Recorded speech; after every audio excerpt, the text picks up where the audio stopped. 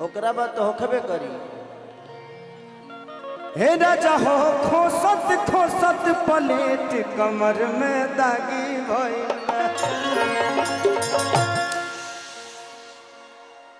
कि माँ के ज्योति से नूर मिलता है,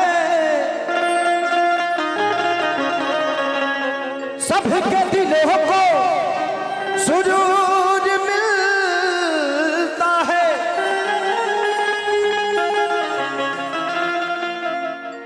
कि माँ के दरबार में जो जाए खाली हाथ उसे कुछ ना कुछ जरूर मिलता है।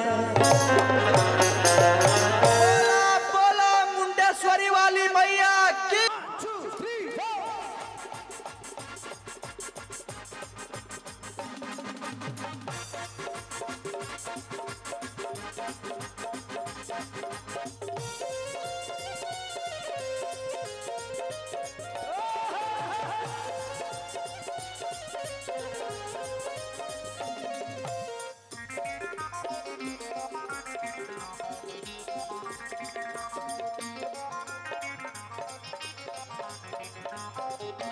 माटी के मूर्ति से तकली मुस्काई के, माटी के मूर्ति से तकली मुस्काई के। प्रेम से बोली सच्चे दरबार की। थोड़ा देर बर्दाश्त करो, ओकरा बाद हमरो से बर्दाश्त ना होई। कि अजब रूप सुहावन लागे दुर्गा माई के,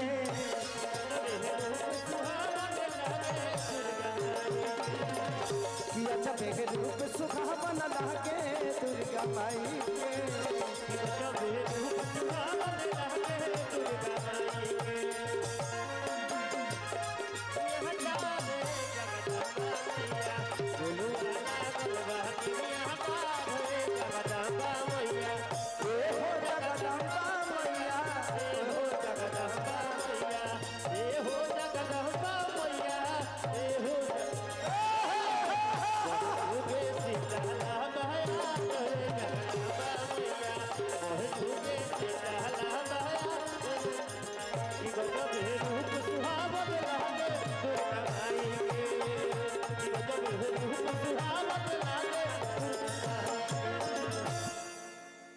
ये लाखों की भीड़ बता रही है कि आप लोग कितना प्यार करते हैं माननीय राम सूरज चाचा से चाहे खेसारी से।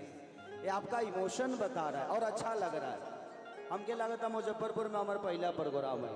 पहली बार आयल बनी कि पहले भी आयल बनी? एक बार आयल बनी का आई लोग बहुत दिन के बाद की बात हो गई। लोग आए हैं शायद, हो सकता है कलाकार है तो जाना तो होता है। हाँ, हम बाढ़ पीड़ितों के लिए सामग्री बांटने तो आया हूँ, बट कार्यक्रम करने आया हूँ कि नहीं ये ध्यान नहीं है मुझे। कि यहाँ की खाती आग बाड़ी, अरे पानी खाती पानी, कि जे जैसे चाहे वैसे अरे मिले माता रानी। कि आग खाती आग बाड़ी, पानी खाती पानी,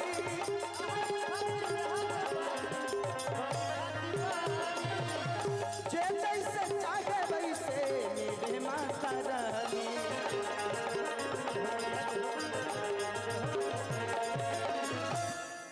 कि मैया सभा के दर्शन देली मन हरसाई के,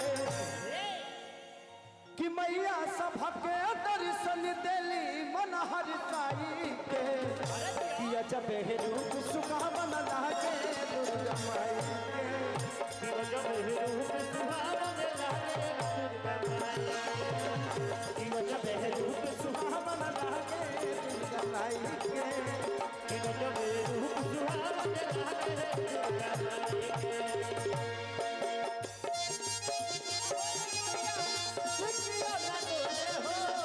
आराम से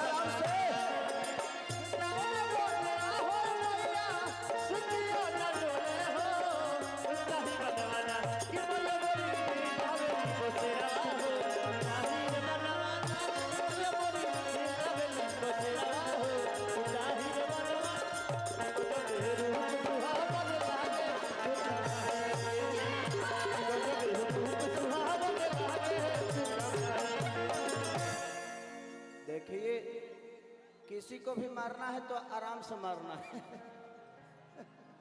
ज्यादा लाठी उठी नहीं, सब लोग भाई हैं, सब लोग मजा ले रहे हैं, लेने दीजिए प्यार से। सब लोग आए हैं, अपने भाई को देखने आए हैं, इस मेला का लुत्फ उठाने आए हैं, तो हमका सबका स्वागत है।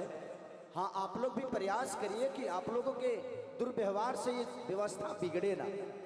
अगर कोई आपको समझा रहा है तो उस बात को समझना है, ताकि आपके हृदय से कोई खराब ना हो जाए, कुछ चीज़ें ना खराब हो जाए, बिगड़े ना। ये प्रोग्राम को ज़्यादा देर तक रखना है ना, तो उसके लिए व्यवस्था को बना के रखना पड़ता है। कि जब से बैठल मैया अरे आके पंडाल में, अजबे के ऊर्जा देखा अरे बाटे प्यारे लाल में। कि जब से बैठल मैया आके पंडाल में,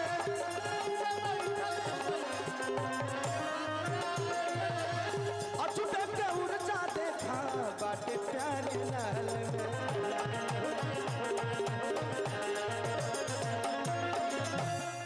ये सब हरकतवा कर बोलो तो नुकसान तोहरे लोग के होई। हरकत 2-3 लोग करेंगे, नुकसान बहुत लोग का हो जाएगा।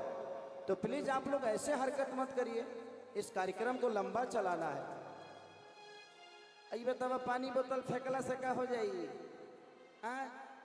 रा बना रहा बुझाता नहीं बाबू। इधर भी तो लोग हैं, कितने प्यार से चीजों को एंजॉय कर रहे हैं। आप लोग इधर से थोड़ा सा हंगामा कर रहे हैं, अच्छा नहीं लग रहा है।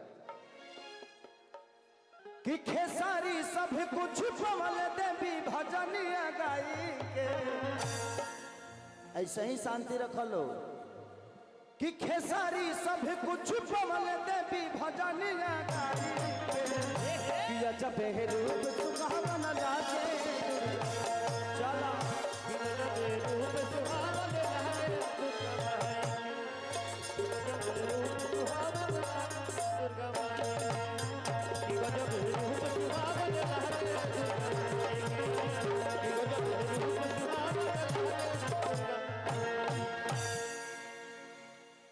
प्यार से रहबा लो तो मने केहू के कुकुर कटले बजे डंडा लाठी चलाई।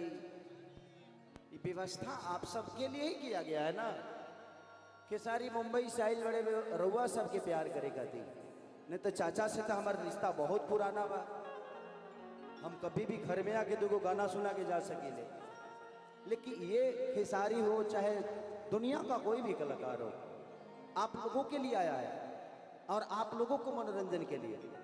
उनको मनोरंजन करना हो तो अपने घर में बुला के करा सकते हैं, बट आप सबकी खुशी के लिए उन्होंने इतनी बड़े ऑर्गेनाइज किया है, इतना बड़ा भव्य मेला लगा है। मुझे लगता है कि सोनपुर के बाद यही ऐसा मेला है जो इतना भव्य और इतनी संख्या में लोग यहाँ रहते हैं। तो उस इंसान को धन्यवाद दीजिए कि आप सबकी खुशी के लिए वो दिनों रात जग रहे हैं, दिनों रात आप सबके बेहतर के लिए प्रयास कर रहे हैं कि आपका मनोरंजन हो, आप बेहतर तरीके से जीवन को एंजॉय करें।